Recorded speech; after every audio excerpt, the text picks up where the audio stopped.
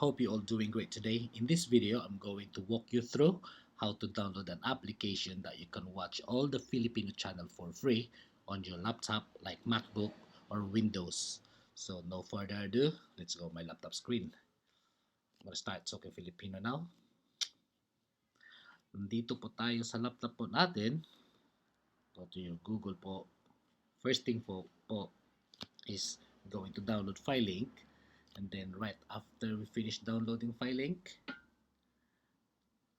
download na rin po natin itong BlueStack.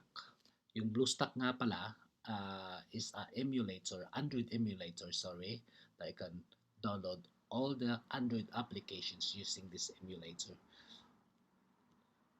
And then pag natapos na po natin to download yung BlueStack, download lang po natin itong Aptoid po. Bali, i-type lang po natin sa Google search po natin, Aptoid APK. And then go for this version po. Download Aptoid APK for Android free latest version. Since na-download ko na po ito lahat, hindi ko na po i-download. And then download lang po natin to. Then so once you finish downloading that one, we have to minimize this one po. And then let's go to my BlueStack. And then pagdating po sa BlueStack, we have to register po. Lagay po natin yung email address natin for those who using Android, just like this Android phone. Parehas lang po dito pag registered po. Ilagay natin yung email address natin, yung password po ng email natin using our Android or Google phone. And then once you're already here inside the BlueStack, this is how it looks like. And then punta po tayo sa settings. And then punta po tayo dito sa import Windows file.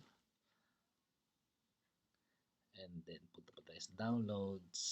Since we already download this file, i-click lang po natin tong, hanapin po natin yung na-download po natin, like file link po. Click natin yung file link and we can multiple upload it po sa BlueStack. Just press command and then look for another applications or APK that we need to upload it in BlueStack. And then file link po. Ayan po yung file link na dinownload po natin. And then secondly po, yung Aptoid po. Ayan po. And then i-open lang po natin. And then since I already put that one on my BlueStack, I have to cancel this one. Pagkatapos na po natin yung nailagay dito sa BlueStack po, this is how it looks like na po. Aptoid, andito na po yung Aptoid, andito po yung file link. So, ang gagawin po natin, i-click natin yung file link. And then, ito po yung code ko po, 710-58550. Then, click continue lang po. Paki-dismiss lang din po nito. And then, meron pa pong pop-up isa pa.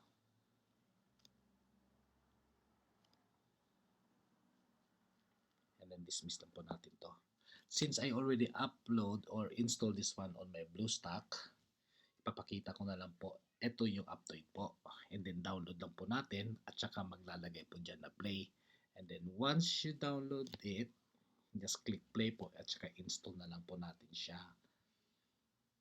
So, ito na lang po. Ito po yung kalalabasan niya po. Once you already on Aptoid po, go to search. And then, type teleserye.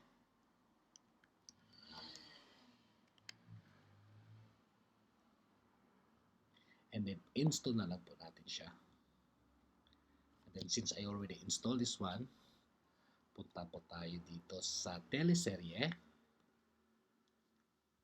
Ayan po. And then, this is how it looks like po. Teleserye. So, you can watch all the Filipino channel here for free. Like 24 Oras or TV Patrol. Since I like watching GMA News, we have to start this one. And then press play. enhanced community quarantine sa Metro Manila at iba pang mga high-risk area extended hanggang And that's it po. May 15. And that's it po. And then pagkatapos po na isang link, ato po, so on, so on, so on, so on. And then you can click go back. Then you can search the Filipino channel that you wanna watch. Okay, ito po yon. Wawawin, lahat po nandito na po. So, yan lang po. Hope this video nakatulong po sa mga Filipino overseas po. And for those Filipino that wants to save some money rather than, you know what I mean? So, ito po lahat yun siya. Hope po Filipino channel na nakatulong po ako sa inyo how to watch and how to update news on our country. So, salamat po sa lahat. And hanggang dito na lang po. And then the next video is I'm gonna show you guys how to download any kind of applications using Amazon Stick. Alright, cheers, bye!